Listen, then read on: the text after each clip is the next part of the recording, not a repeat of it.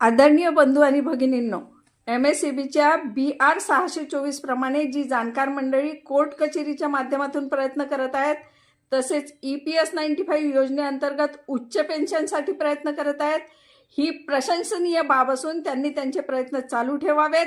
त्यांना लवकरात लवकर यश मिळावे हीच ईश्वरचरणी प्रार्थना.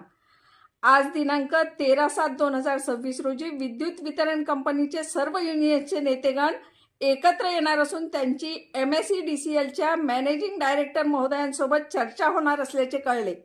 मी महाराष्ट्र राज्य विद्युत वितरण कंपनीच्या सेवानिवृत्त कर्मचाऱ्यांची शुभचिंतक असून आपण सर्व सन्माननीय युनियनच्या पदाधिकाऱ्यांना विशेष निवेदन करू इच्छिते की बदलत्या परिस्थितीनुसार सर्व कंपन्यांचे खाजगीकरण आज नाही तर उद्या अटळ आहे. या संधीचा फायदा घेऊन शासन प्रशासनावर योग्य तो दबाव आणून कार्यरत कर्मचारी तसेच सेवानिवृत्त कर्मचाऱ्यांना BR 624च्या आधारे पेन्शन मिळवून देणे ही काळाची गरज आहे. यासाठी सर्व युनियनच्या नेत्यांनी एकत्र येऊन आजच्या मीटिंगमध्ये एक प्रभावी पेन्शन योजना कशी मंजूर करता येईल यासाठी प्रशासनाची शासनाची सहमती घेणे आवश्यक आहे. कार्यरत कर्मचारी व सेवानिवृत्त कर्मचाऱ्यांचा हा जीवन मरणाचा प्रश्न आहे.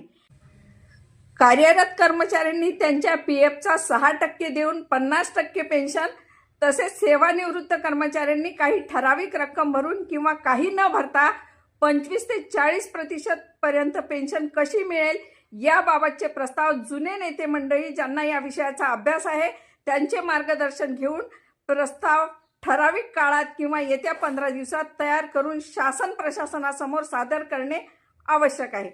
वरील पेन्शन योजनेस शासनाची गॅरंटी असणे आवश्यक आहे हे सत्य आहे. त्यासाठी ही संधी गमावू नका. यासाठी जी नेते मंडळी प्रयत्न करतील ते सेवानिवृत्त कर्मचाऱ्यांसाठी तसेच कार्यरत कर्मचाऱ्यांसाठी उद्धारक ठरतील. त्यांचे नाव इतिहासात सुवर्णाक्षरांनी लिहिले जातील हे सुद्धा तितकेच खरे आहे. आपल्यापर्यंत हा ऑडिओ पोहोचला. पुढे विद्युत वितरण कंपनीच्या सर्व युनियनच्या सर्व पदाधिकारी मंडळीपर्यंत आजच पोहोचवा ही आग्रहाची विनंती.